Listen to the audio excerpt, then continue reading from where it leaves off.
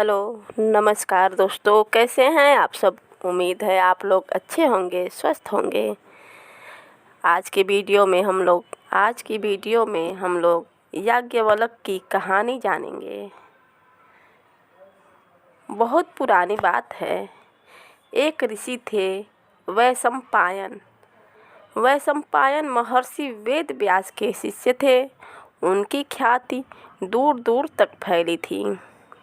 उनके आश्रम में बहुत से शिष्य अध्ययन करने वाले थे। सभी योग्य थे। इन शिष्यों में भी याज्ञवल्क्य के समान कोई योग्य न था। याज्ञवल्क्य विद्यार्थियों के लिए एक आदर्श के समान थे। ब्रह्म मुहूर्त में लगभग 3 बजे के करीब उठकर वो नित्य कर्मों से निवृत्त हो जाते थे। इसके पश्चात वो गुरु के दर्शन और ज्ञानार्जन के लिए उनके पास जाते थे। इतनी सुबह तो स्वयं वैशंपायन भी उठ न पाते थे। याज्ञवल्क्य मन और परिश्रम से अध्ययन करते रहते और उसके बाद आश्रम के कामों में भी पूरा हाथ बटाते। साथी मित्रों के प्रति उनका स्वभाव सदैव सहयोगात्मक होता था। उनको जो कुछ भी ज्ञान होता वो दूसरों से अधिक होता, फिर भी वो उसका बेकार प्रदर्शन नहीं करते थे। जो सत्य होता था वो उस पक्ष लेते थे और असत्य को कभी ग्रहण नहीं करते थे, भले ही कितने ही उच्च कोटि का व्यक्ति उसका समर्थन कर रहा हो। उनके तर्क सशक्त और शास्त्र सम्मत होते थे। वो पाठ्य को प्रायोगिक जीवन में रखकर उसकी उपयोगिता का अनुसंधान भी करते थे। जब तक विषय समझ में न आ जाता वो उसका मन लगाकर अध्ययन करते। मनस वाच और कर्म से अध्ययन करते, यानी विषय को समझकर, बोलकर और फिर उसका उपयोग कर उसे समझते। इसे आजकल के हिसाब से ऐसे समझे, पहले पढ़कर समझते थे, फिर बोलकर याद करते थे, इसके बाद लिखकर मन में बिठा लेते थे। उनका ध्यान एकाग्र होता था, इसलिए उनको कोई भी पाठ सरलता से समझ में आ जाता था। आश्रम में आने वाले सभी लोगों को साधुओं की वो सेवा करते थे। स्वर्ग में देवता भी उनकी स्तुति गाते थे कि ऐसा शिष्य तो भाग्य से ही मिलता है।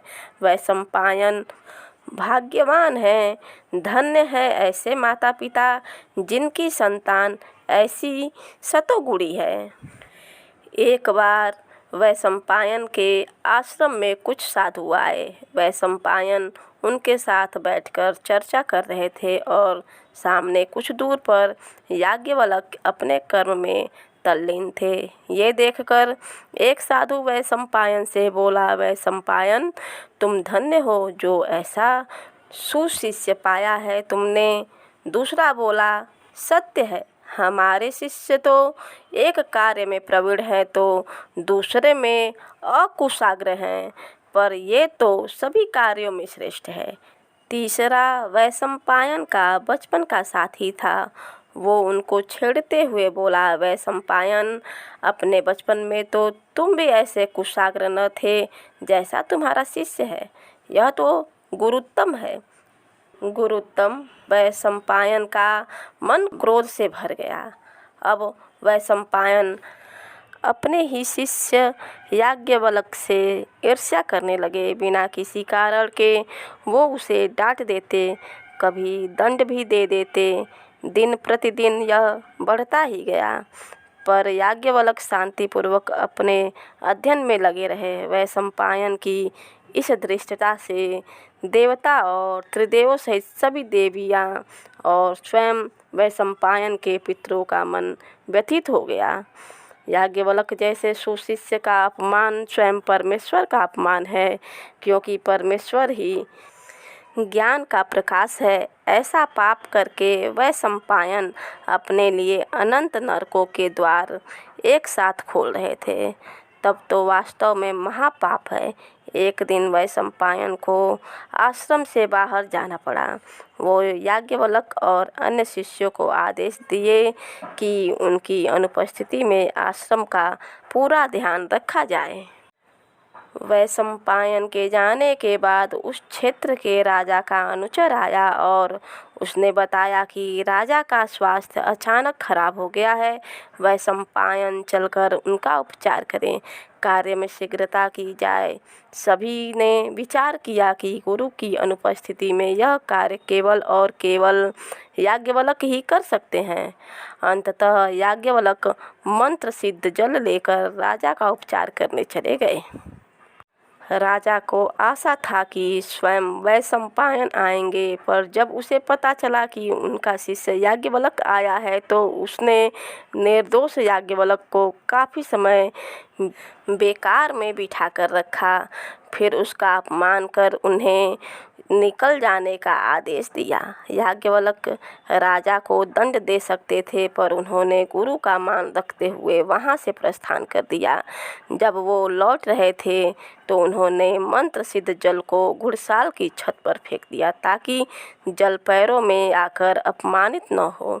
जल के छत पर गिरते ही वहाँ दिव्य पुष्पों से लदी लताएं उत्पन्न हो गईं, जिसकी सुगंध यत्र तत्र फैलने लगी। जब राजा को यह पता चला तो वह स्वयं यह देखने आया। ऐसा चमत्कार तो स्वयं वैशंपायन न कर सकते थे। राजा ने सोचा, यह तो उचित नहीं हुआ। सत्ता के मद में चूर राजा ने आदेश दिया, जाओ उस बटुक ब्राह्मण को वापस बुला लाओ। राजा का अनुचर वापस वैशंपायन के आश्रम पहुंचा और याज्ञवल्क्य को वापस राजा के पास जाने का आदेश सुनाया। वैशंपायन वापस लौट आए थे। उन्होंने भी याज्ञवल्क्य को वापस जाने के लिए कहा, पर स्वाभिमानी याज्ञवल्क्य ने राजा के पास वापस जाने से मना कर दिया और कहा कि उपचार के लिए राजा को स्वयं आना चाहिए। उन्होंने कहा कि राजा ने उनका अपमान किया है, जो अनुचित था। राजा को क्षमा प्रार्थी होकर आश्रम आना चाहिए, क्योंकि ये याज्ञवल्क्य का ही नहीं बल्कि आश्रम और स्वयं वैशंपायन का अपमान है। पर वैशंपायन को यह बात अनुचित लगी। उन्होंने याज्ञवल्क्य को बाध्य करते हुए कहा कि आश्रम का धन राजा की ओर से आता है, वो अगर नहीं गए तो राजा को क्रोध आ जाएगा और आश्रम को आर्थिक हानि होगी। याज्ञवल्क्य ने कहा कि गुरुदेव, हम जो धन पाते हैं वो ज्ञान का प्रकाश फैलाने के लिए पाते हैं, यह राजा का अनुग्रह नहीं है।